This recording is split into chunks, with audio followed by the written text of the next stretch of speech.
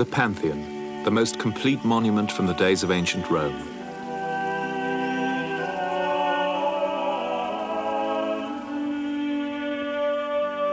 The Pantheon, Temple of the Gods. In 1520, the artist Raphael was buried here, the first man in modern times to choose the Pantheon as his own memorial. When Raphael died, he was only 37, at the height of his creativity and the peak of his fame. The story was told that the Pope himself wept at the news of this sudden death.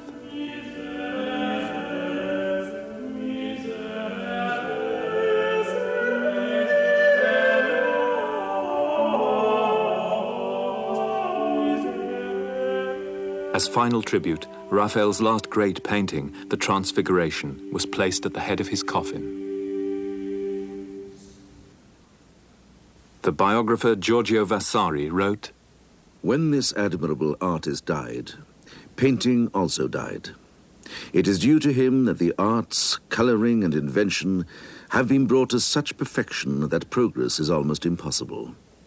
Happy were those who served under him, because all who imitate his art are sure to succeed in the world, as those who imitate his virtuous life will be rewarded in heaven." Raphael had become the subject of myth, even in his own lifetime. A myth compounded by his dying on a Good Friday. There were even stories of earthquakes following his death, as on the first Good Friday. And the myth perhaps helps to understand why it was possible for him to be buried here. But his own motives come out clearly in his will, in which he leaves money for the restoration of this most perfect survival from the Roman world, desiring to be immortalized within the very fabric of antiquity which he had helped bring back to life, at once defining his aims as an artist and his status. The status of artists had grown during the 14th and 15th centuries, but now suddenly we find them compared with princes. In writers as different as Castiglione, Aretino, and Vasari, we find not only their works, but even their private lives, the subject of serious consideration. Popes tolerate their tantrums, rich men indulge their whims. In men like Raphael, then, Leonardo, and Michelangelo, this is the moment when the idea of the artist becomes synonymous with genius.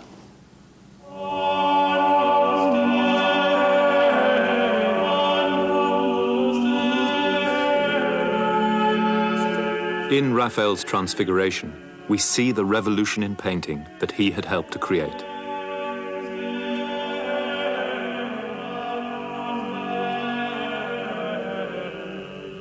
The measured symmetry of 15th century painting, controlled by strict perspective, had exploded into something infinitely more complex. Colors had become more brilliant and various, glowing from out of shadow. Gestures had become more expressive. The individuality of the figures had become dramatized by their inner emotions.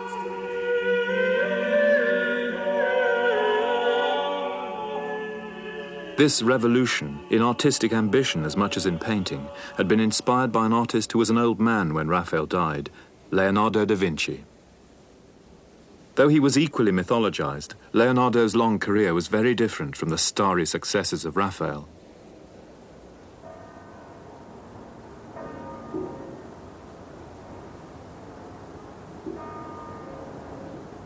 Leonardo's story is a catalogue of unprecedented achievement, and yet also of incomplete and abandoned projects, no better symbolized than by the sorry state of his mural for a monastery in Milan, depicting the Last Supper of Christ. The art historian Kathleen Weil-Garris-Brandt sees Leonardo's frustrated ambition as part of a larger story. Most of us have some sort of mental image of Leonardo's Last Supper. And yet, as is true also with some of the other famous artistic projects of the Renaissance, as we approach more closely, we discover that the actual work survives only in part. It's often difficult to reconstruct the artist's intention, to know what the work was to look like originally, to grasp something of the setting for which it was created. What remains to us of Leonardo's masterpiece is slowly being revealed to us by the painstaking work of conservators here. And yet, the painting has suffered so much damage over the centuries that it is bound to remain a ghost of its former visual splendor, compelling, evocative, but also elusive. It makes a poignant visual metaphor for the fragmented image of the Renaissance that's come down to us, and it also serves to remind us of the insuperable practical difficulties that sometimes separated an act of high artistic imagination from its concrete physical realization in actual works of art. With the Last Supper, the problem was that Leonardo had the ambition of developing new methods for wall painting, and from a technical point of view that turned out to be catastrophic. The painting began to decay as soon as it was finished. In other heroic enterprises like Michelangelo's tomb for Pope Julius II or Bramante's designs for the new St. Peter's, the ambitious scale of the project itself doomed it eventually to incompletion, reduction, or transformation. Yet if we look carefully at the fragmented remains of the Last Supper, we can still discern a complex work. The figure of Christ sits stable and calm at the center of a storm. The disciples surround him as though rolled back by a burst of energy, each reacting in a different way to the accusation, "One of you shall betray me." The disciples are young and old, beautiful and ugly. They give expression to their feelings, but they also express the idea of the first Christian Mass. A monk witnessed Leonardo at work in the monastery of Santa Maria delle Grazie in Milan. Many a time I have seen Leonardo go early in the morning to work on the platform before the Last Supper, and there he would stay from sunrise till darkness, never laying down a brush, but continuing to paint without eating or drinking. Then 3 or 4 days would pass without his touching the work, yet each day he would spend several hours examining it and criticizing the figures to himself. There are very few works still existing which reveal what Leonardo did to transform 15th century painting, yet his influence on subsequent generations was enormous. One of his final paintings, The Virgin and St. Anne of 1507, reveals some of the qualities which made him so influential. St. Anne holds her virgin daughter Mary on her lap as the infant Christ reaches for the Lamb of God. Leonardo organized these figures into a pyramid of intertwined gazes, gestures, and forms. He veiled the figures and the landscape beyond them in a soft atmospheric haze. Muted colors glow out of darkness. The effect is lifelike, yet beyond life, an image of idealized beauty and transcendent love. In his few paintings, Leonardo created an ideal, but his inspiration was closely observed nature. His almost numberless drawings reveal how he expanded the artist's role so it embraced philosophy and science. He described this lifetime project in the most ambitious terms. The deity which invests the science of the painter functions in such a way that the mind of the painter is transformed into a copy of the divine mind. If the painter wishes to see beauties that charm him, it lies in his power to create them. And if he wishes to see monstrosities that are frightful, ridiculous, or truly pitiable, he is Lord and God thereof.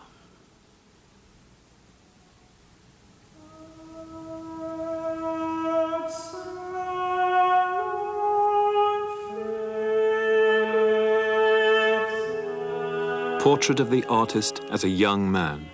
Not literally a portrait, but certainly one in spirit. Michelangelo was 27 when he started to carve the figure of David for his home city of Florence. He portrayed the supreme confidence of a young conqueror, and yet in the same moment he revealed self-doubt, perhaps the self-doubt of an artist with heroic ambition. If Leonardo was ahead of his times, Michelangelo was supremely a man of his times. From the very beginning, he found himself at the center of power and influence. The project to create a Colossus of marble had been underway since the early 15th century, and the block from which Michelangelo's David was quarried was brought down from Carrara in the 1460s. Several attempts were made to have the block carved, but they all came to naught. It was, in fact, the first monumental freestanding male nude carved in marble since antiquity. Michelangelo himself is a David who confronts the gigantic challenge of the marble that no one has been able successfully to carve.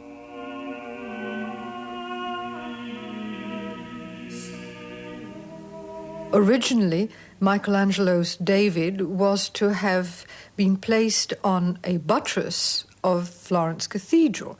But by the time the David was complete, it was clear to everyone at once that this was a miracle of art, as it was called in its own time, a kind of achievement that should be integrated in the Florentine body politic in its broadest sense. Now, David is the young biblical hero who, against all the odds, manages to overcome the armed giant Goliath. So David is the metaphor for the miraculous victory of right over might. So it's no surprise to us that Florence should, throughout its history, have seen itself as a David among the city-states, maintained against its powerful enemies because of its righteousness. In 1873, the Florentine city fathers decided to bring Michelangelo's David indoors from the Piazza della Signoria here to this museum, the Accademia. Later, a copy was put up on the site, but Michelangelo's sculpture itself here was deprived of its original role as a civic guardian and was redefined more narrowly, more exclusively as a work of art. Other sculptures by Michelangelo were also gathered here as if to bring together a sort of secular shrine to the great Florentine. But this historical happenstance gives us the opportunity to look at Michelangelo from a different perspective, to look at his unfinished works, sculptures that he was forced to abandon for a variety of reasons entirely beyond his control. Michelangelo had a very unusual way of approaching the block of marble when it came from the quarry. This is the skin of the stone as it has been prepared by the quarry master. And Michelangelo began cutting from the front face only, moving in layer by layer into the stone as though he were carving a relief. Or as his contemporary says, it's as though a wax model were being lifted out of a bath of water. Obviously, the forms that are closest to us emerge first from the marble. This technique or system had two advantages. First, it meant that Michelangelo could organize the composition of his figure of the pose on one plane as though it were a picture and keep visual control of it as he carved inward through the block. It also meant that the process of design, the creative process of changing his mind, could continue while he was actually carrying out the statue, working it in the stone. Michelangelo abandoned the Matthew sculpture in 1505 when he was summoned to Rome by the new Pope, Julius II. Pope Julius demanded a tomb which would match the majesty of his self-image. Michelangelo's original design was for a freestanding pyramid of marble with tier upon tier of life-size figures, so ambitious a design that many artists would have had to work for many years to make it real. Only one figure on the final tomb, completed 30 frustrating years later, carries the force of the original idea, the figure of Moses. Vasari calls Michelangelo terribile, speaks often of his terribilità, which is a word that really has no precise equivalent in English, but when it's talking about, I suppose, a kind of awe-inspiring power of temperament. And this same word, terribilità, was also used to describe Pope Julius II. There is no doubt that artist and Pope met their match in each other. And it's always been felt, there's a kind of undercurrent of feeling that although the Moses is in no sense a portrait of Julius II, that it is an evocation precisely of that terribilità that artist and Pope shared.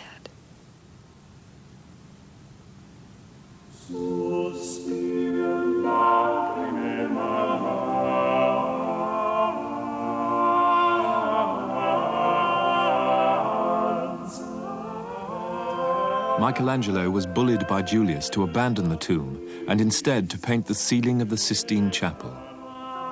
This was part of Julius' grand design for a new Vatican.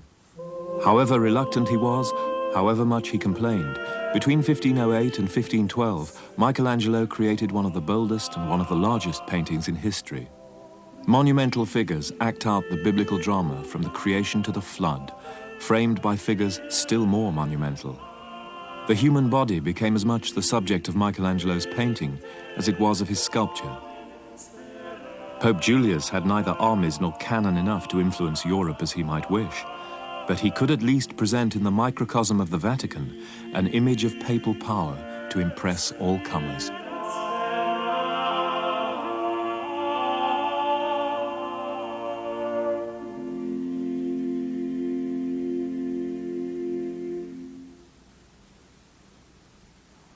The story is told that Raphael was mightily impressed when he was smuggled in to see the unfinished Sistine ceiling by the architect of the new St. Peter's, Bramante.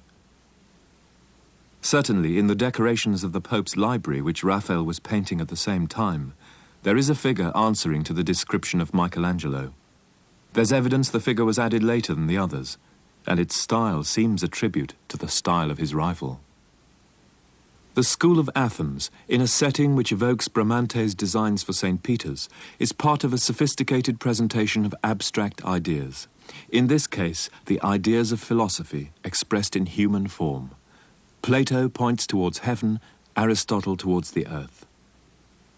To the left, mathematics is personified by Pythagoras, surrounded by inquiring minds.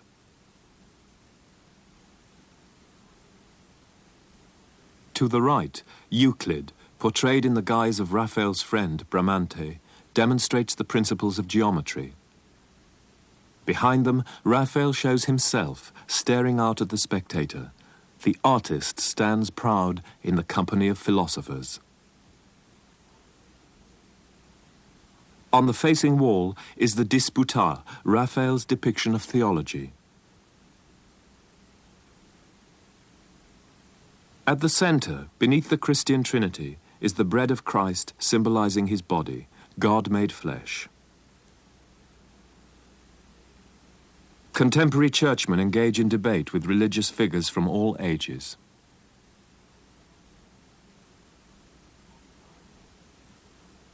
On the side walls of the Pope's library are representations of justice and literature.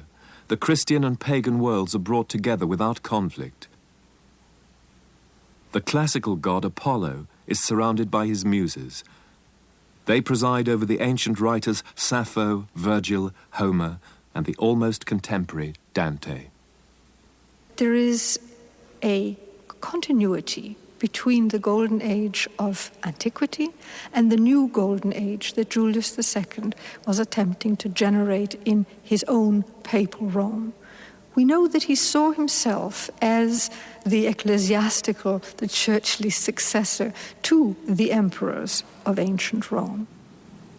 You can imagine that people who came here and saw the Pope here came away with a very strong feeling of the Church's unity, power, wisdom, and wealth. Perhaps something of an ideal projection rather than a celebration of fact.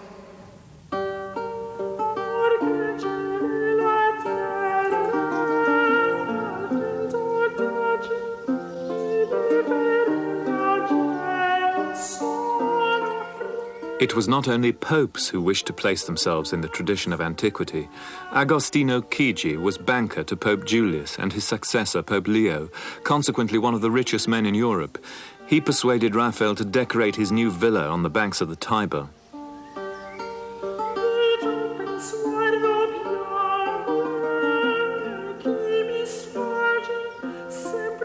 Raphael created the illusion of two canopies to protect Chigi's guests from the heat of the day. The gods dined above, while the guests dined below, tossing their golden plates over the riverbank as they finished each course. Chigi, by the way, kept servants below, so the plates could be recovered.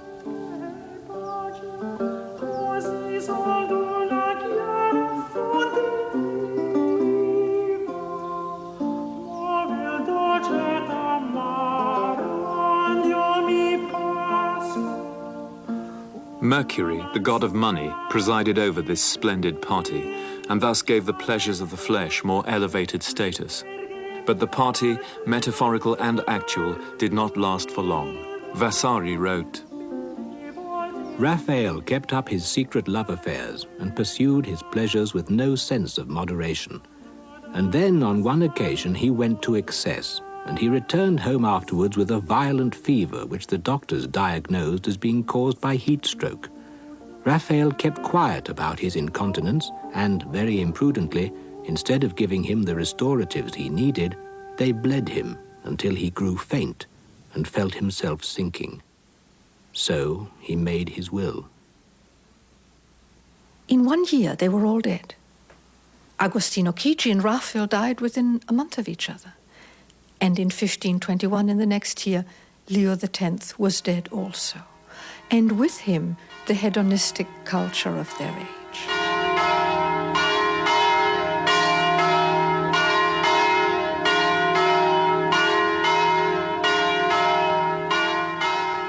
The grand presentations of papal Rome had masked the declining power of papal authority, religious, political, and military.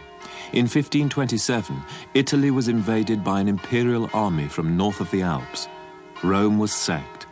Pietro Aretino described the traumatic events. Screams rose to high heaven.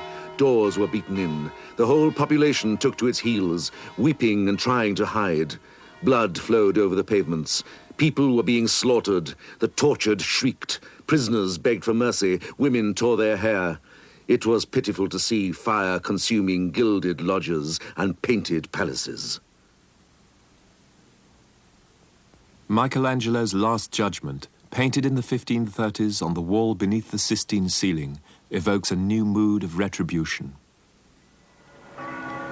Rome did revive, of course, and the papacy gained new strength for its fight with the tide of Reformation. And Michelangelo continued with his monumental projects. He became architect of St. Peter's. He reworked the language of classical architecture into a massive sculptural style.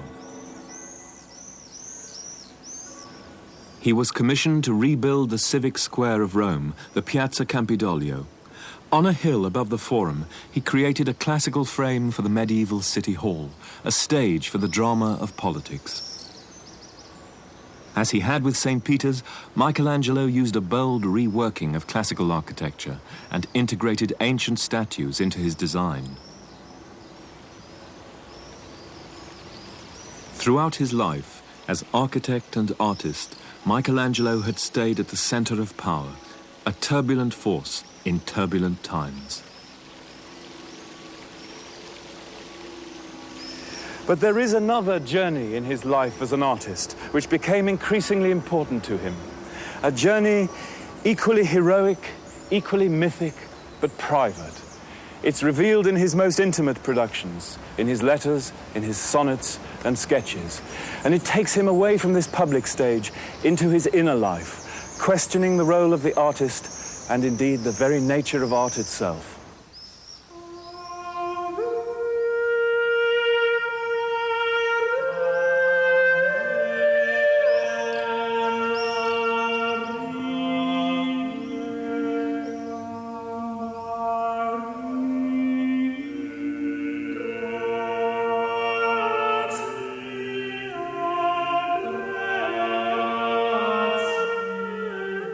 In his final years, Michelangelo wrote a profoundly personal sonnet.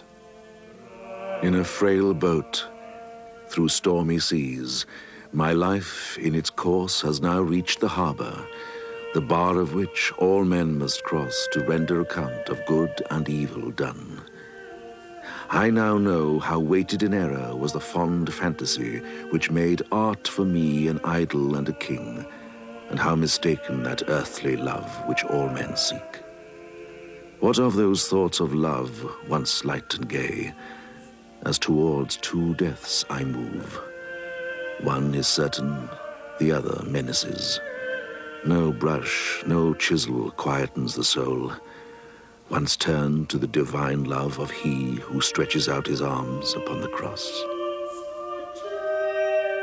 Michelangelo had excavated into the block so deeply, had changed his ideas about the design so many times, that there simply may not have been enough marble left for him to complete any of the images that are suggested all at once in the stone. Michelangelo probably wouldn't have seen the Rondanini Pietà as a work of art, but it does show his unceasing attempts, until just a few days before his death, to work through the stone to that image of unifying love that he strove for. The wall of ice between himself and Christ that he speaks of is here dissolved in a final loving union between mother and child.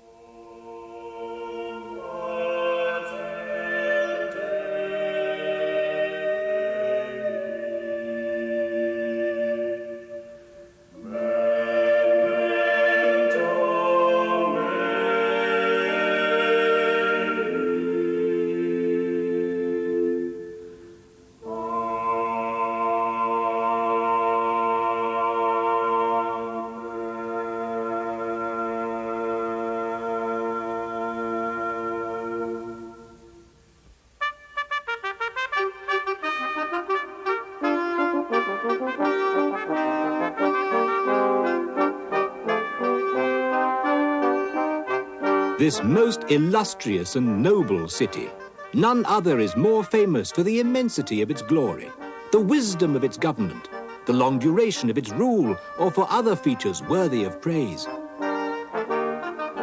The matchless convenience of its admirable buildings, the wealth of incredible riches, its numberless subjects, the industry of excellent men, the infinite variety of its possessions, the divine institutions of the Republic, the immortal value of its nobles.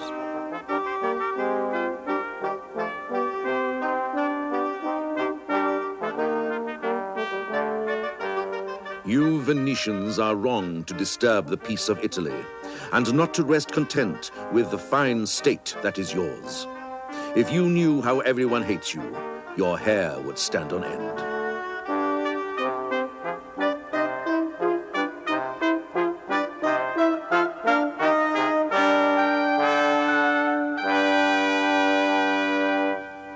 In the 16th century, Venice was a city of spectacle and rhetoric, of theatre and illusion. It saw itself as an ideal city, as the modern culmination of the ancient city-state, with its good life, its humane values, its sense of play even. And it dramatized itself as an ideal city, both for its own inhabitants and for the world outside. This civic drama was acted out through processions, ceremonies and spectacle, and through art and architecture. But this grand illusion, whose stage was the city itself, was founded in reality. By the 1500s, Venice claimed 1,000 years of history as a free and independent republic. The chill wind of economic change, the decline of empire, had not yet touched its self-confidence. It was still rich in trade and crafts, its imperial possessions still spread out across the Mediterranean and into the Italian mainland, as here at Vicenza. So the theatre and the spectacle were props for a powerful empire which had survived for so long by hard-headed business acumen, by skillful diplomacy, and when those failed, by sheer military force.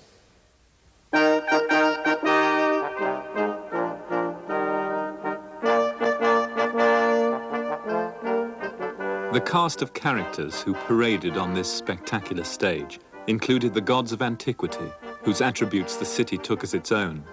Like ancient Athens, Venice personified itself as a woman, as Serenissima, the serene, as Venus, the sensual. The city even claimed a special relationship with the Virgin Mary, virtuous and pure. Behind its spectacular mask, the Republic used its prisoners of war as slaves, employed thousands of prostitutes, and preserved the privilege of democracy for a small clique of nobles. But compared with the tyrannies of princes and popes, Venice in the 16th century seemed uniquely free. It attracted talent from the rest of Italy, men like Jacopo Sansovino, who brought from Rome a language of architecture and sculpture ideal for Venice's desire to impress. David Rosand has analyzed the visual language of Sansovino.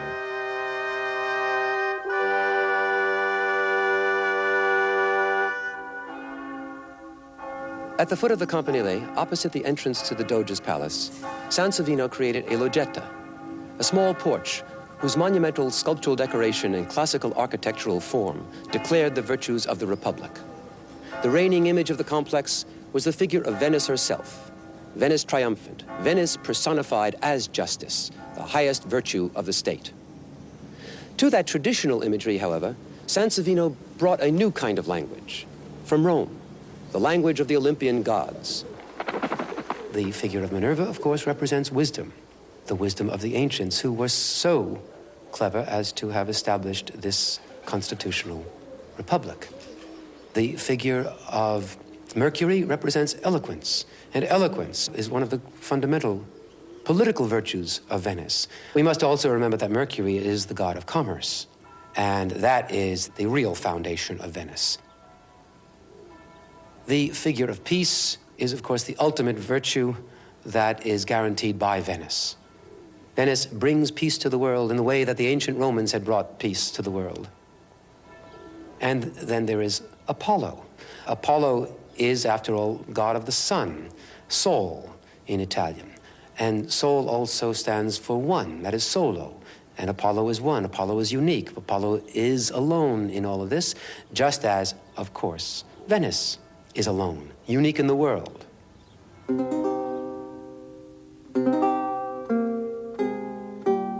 Venetian artists, Giorgione, Veronese, Tintoretto, and above all Titian, transformed these public personifications and made them private, poetic, and desirable, paintings commissioned by men who were proud of their sophistication.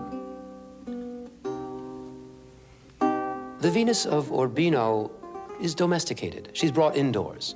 She's put into the context of the bedroom. Two handmaids are in the background. One of them kneels over a chest, a marriage chest, the kind of chest that would hold a trousseau. So a marital theme is established there as surely as it is established by the myrtle plant that is so prominently silhouetted in the background. The myrtle, a plant in perpetual bloom as a symbol of perpetual love. The dog asleep at her feet, a symbol of fidelity. As overtly sensual as her appeal is, this Venus invites us to celebrate marital love. The attributes around her make this very clear, and yet she has lost none of her sensuality. Indeed, she will be transformed by Titian into a variety of other figures. One of the variations Titian produced is the image that includes Venus with a Cupid. There are a few prominent symbols that Titian has introduced, which are really quite ironic in a way, and give us some sense of the range of cultural play available in this kind of painting. The partridge is a bird that Titian actually used in a scene of the Annunciation, because in ancient mythology, it is a bird that is so highly sexed that merely the voice of the male or the wind from his beating wings is sufficient to impregnate the female. So too with the glass vase with its rose. the imagery of light passing through glass without breaking it, symbolically embodying the passage of the Logos, of the Word of God, of the Incarnation through the Virgin without destroying her virginity. The dog now is awake. No longer does he seem to stand for fidelity, but rather seems to activate the scene by his yapping. And certainly it would have been the kind of visual punning that Titian's audience would have been responsive to. They would have recognized symbols. They would have recognized the reappropriation or misappropriation of them and would have perhaps smiled knowingly, perhaps have congratulated the painter on his witty invention. Woman as goddess and courtesan.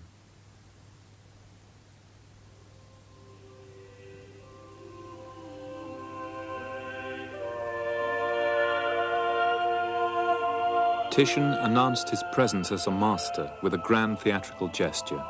He concentrated the vast space of the Gothic Church of the Franciscans with another image of woman, woman as Madonna. The culture itself had set up the perimeters of interpretive possibility. That is a scheme that talks about love on a scale of values.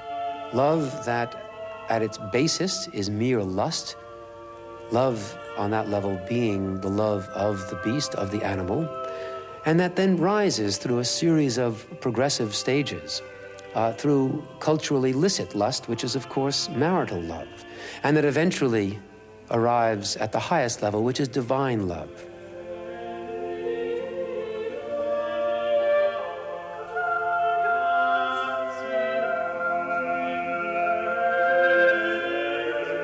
Titian's Assumption of the Virgin is 20 feet high.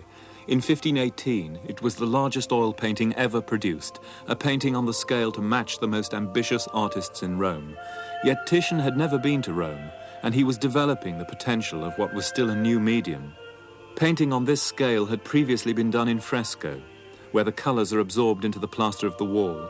But fresco in Venice was vulnerable to the damp climate. Only oils could give the brilliance and permanence that Titian needed to dominate the space.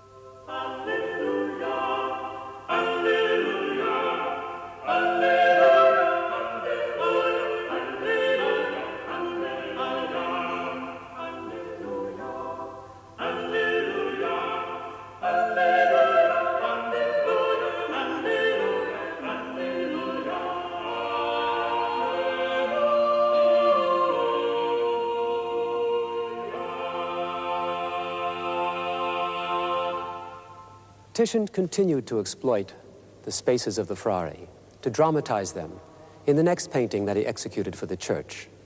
This was the altarpiece of the Pesaro family, located on an altar to the left of the nave. It was visible to the viewer along a diagonal axis before he even reached the altar. And Titian's perspective deliberately offers an invitation to the viewer to enter the painting before arriving at the altar. The Pesaro Madonna altarpiece illustrates vividly the fusion between church and state, public and private, St. Peter and St. Francis.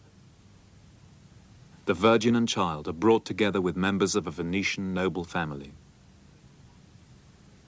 The several monuments to the Pesaro family in the Church of the Frari are both private burial chapels and public statements of their prominent role in the nobility of the Republic.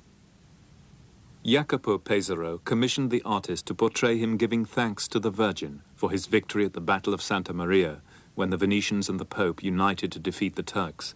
Pesaro, the Venetian, was admiral of the papal fleet.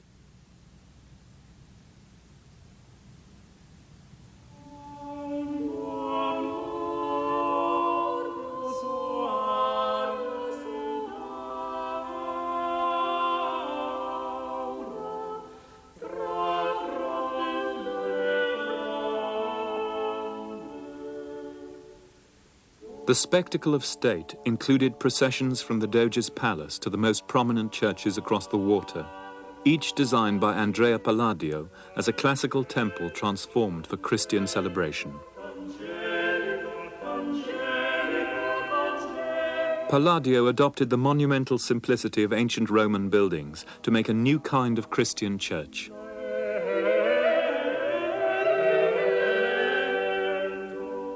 and he created spaces of unprecedented clarity.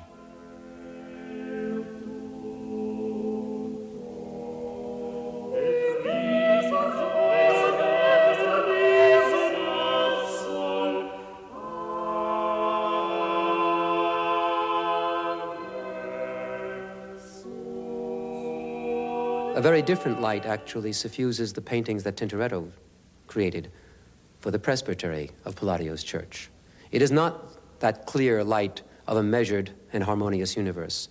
It is a much more turbulent light, a light that emerges from darkness. Jacopo Tintoretto created a symbolic drama with scenes from the Old and New Testaments. Across the altar, opposite the descent of manna from heaven, is his version of the Last Supper. Tintoretto organized the perspective so the paintings were best seen from the altar steps by worshippers taking the bread and wine of the Mass. Christ is shown distributing the bread that will be his body in the Mass. Up above, a great glory of angels, gossamer forms painted with broad, sweeping strokes, articulates the darkness as light suffused, a holy presence. Down below, dogs play, cats, animals. The hierarchy that is implicit in Tintoretto's painting, that is the hierarchy that runs from the base level of animals, of the dogs, to the level of the angels up above, is a hierarchy that is almost inherent in the painting of 16th century Venice. That is a hierarchy from the material to the spiritual. This is almost a game that Tintoretto plays in many of his paintings, giving us, as it were, footholds of substance, footholds of reality, just enough to convince us of the reality itself of the painting, and then he takes us into a flight. And we follow. We follow because we've been given that first foundation that we believe in.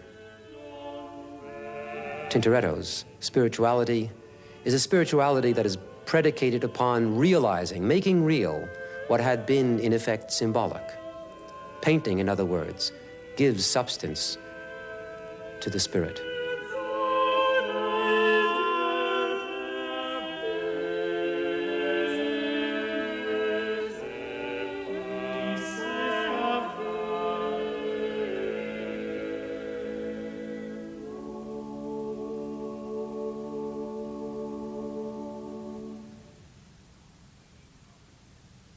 Daniele Barbaro personified the Venetian union of the spiritual and the actual.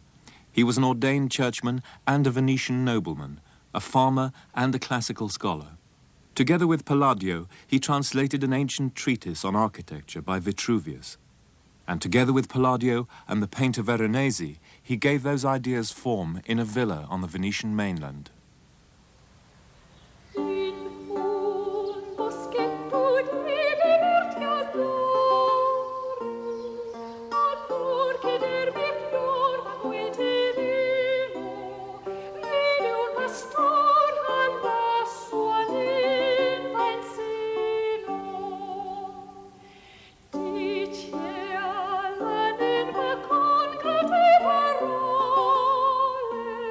Palladio's designs for villas and churches dominated the taste of subsequent generations. His influence can be seen in country houses built in Europe and the Americas over the next 400 years. Palladio wrote himself, "This fabric is in Mazere, the castle belonging to the magnificent Barbaro brothers. There is a fountain behind the house with infinite ornaments of stucco and paintings. This fountain forms a small lake which serves for a fish pond. From this place, the water runs into the kitchen, thence waters the gardens, full of the most excellent fruits." City houses are certainly of great splendor and convenience to a gentleman, but perhaps he will not reap less utility and consolation from the country house, where the remaining part of the time would be passed in seeing and adorning his own possessions, and by industry and the art of agriculture, improving his estate, where also by the exercise, which in a villa is commonly taken on foot and on horseback, the body will more easily preserve its strength and health. And finally, where the mind, fatigued by the agitations of the city, will be greatly restored and comforted, and be able quietly to attend the studies of letters and contemplation.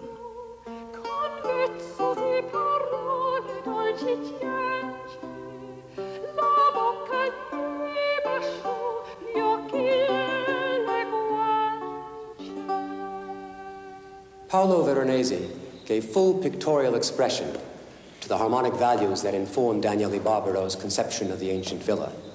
Under the aegis of the ancient Olympian deities, of the seasons, of the elements, he placed members of the Barbaro family, actual portraits. The landscapes evoked those of ancient Roman villa decoration, but at the same time, they reached out into the surrounding territory of the Veneto to the actual Barbaro lands. Veronese invented landscapes based on descriptions by ancient Roman writers, yet he placed among his fictional ruins and temples a portrait of the villa itself. And the Barbari and their servants took their place among the gods. The Barbaro family itself, the clan, its villa, its land, its own small world becomes a microcosmic reflection of the macrocosm of the larger order. Palladio's plan for the villa very clearly marks each room with a number. The numbers themselves fall into very particular relationships. That is, these are harmonic relationships, harmonic proportions, the numerical representation of musical harmony. Musical harmony seen metaphorically, of course, on the largest scale as the harmony of the universe. So that, in effect, the Barbaro family was living, we might say quite literally, in tune with the universe. So in the villa at Mazères, Veronese reenacts the role of a painter from ancient times. Palladio becomes a new Vitruvius, and Barbaro a new Pliny, a patron in the Roman tradition. But of course, these scholarly games were being played out in a real world of political and economic change. The stability of the Venetian Empire was being undermined throughout the 16th century.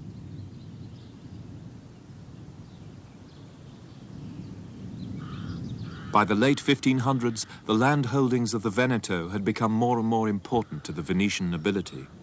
They invested in land reclamation, which would feed them in the short term, but also protect them from the full consequences of a decline in their status as traders. As the century progressed, so did the threat to Venetian trade, from the Ottoman Turks in the east and the new empires in the west. The crisis in the church, Reformation and Counter-Reformation added a further burden of uncertainty.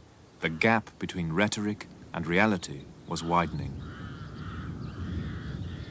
Yet, as the century moved to a close, the investment in the theatre of illusion, if anything, increased. The citizens of Vicenza, one of the leading cities of the Venetian mainland, commissioned Palladio to create an actual theatre in the imagined manner of the ancient Greeks. In the Teatro Olimpico, they demanded the erection of statues of themselves as lasting monuments to their dignity, wisdom, and wealth. For their first production of Oedipus the Tyrant by Sophocles, Andrea Gabrieli attempted to compose the music of classical Greece, and Veronese designed the costumes. Painting, too, became ever more theatrical, and in the case of Veronese's version of The Last Supper, gave cause for a drama of power and religion in which the artist became the main character in a conflict with the Inquisition. Veronese was called before the Inquisition to answer questions about his painting of The Last Supper, a painting that was filled with all sorts of offensive details. There were to be found dwarfs, jesters, animals, and perhaps above all, German soldiers. In the age of the Counter-Reformation, the presence of German soldiers could hardly be accepted with equanimity. What is the significance of those armed men dressed as Germans, each with a halberd in his hand? We painters take the same license the poets and the jesters take. The two halberdiers are placed here so that they might be of service, because it seemed to me fitting, according to what I have been told, that the master of the house, who was great and rich, should have such servants. And that man dressed as a buffoon with a parrot on his wrist. For what purpose did you paint him on that canvas? For ornament, as is customary. Just tell us, who are at the table of our Lord? The 12 apostles. What is St. Peter, the first one, doing? Carving the lamb in order to pass it to the other end of the table. What is the apostle next to him doing? He is holding a dish in order to receive what St. Peter will give him. Who do you really believe was present at that supper? I believe one would find Christ with his apostles. But if in a picture there is some space to spare, I enrich it with figures according to the stories. Did anyone commission you to paint Germans, buffoons, and similar things? No, my lords. But I received the commission to decorate the picture as I saw fit. It is large, and, it seemed to me, it could hold many figures. The judgment of the Inquisition demanded that Veronese change the content of his painting. Instead, he changed its title.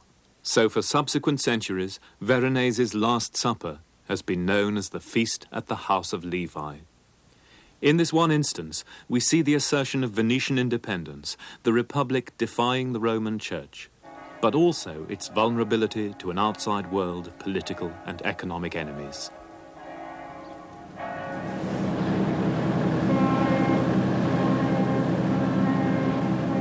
Floating on its islands and lagoons, Venice has always been different.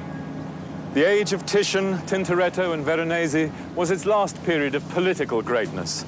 The 17th century would see the decline of its empire, just as the economic center of gravity of the West was beginning to shift away from the Mediterranean to the Atlantic and the new seaborne empires of Antwerp and London. But in its image of itself, Venice left behind a potent myth which endured its loss of real power, the myth of the ideal state. For it came to personify the best kinds of government, united in one body politic. And Venetian art is uniquely bound up with that history and that myth, above all in its expression of the harmony between human beings, the state, nature, and of course, the artist.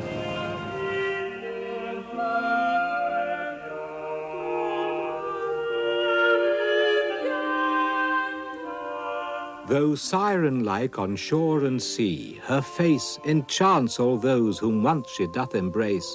Nor is there any can her beauty prize, but he who hath beheld her with his eyes. These things display, if well observed, how she so long her maidenhead preserved. How, for sound prudence, she still bore the bell. Whence may be drawn this high-fetched parallel. Venus and Venice are great queens in their degree. Venus is queen of love, Venice of polity.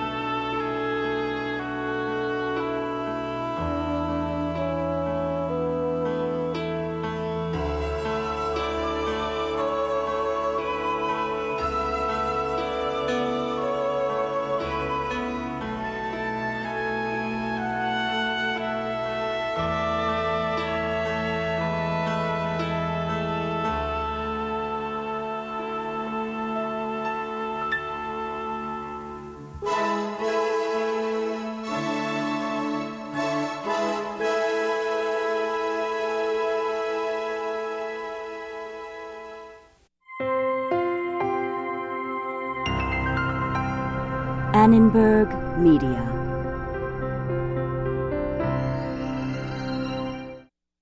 Corporate funding for Art of the Western World is by Movado, makers of the Movado Museum Watch, the watch-style design in the permanent collections of museums throughout the world.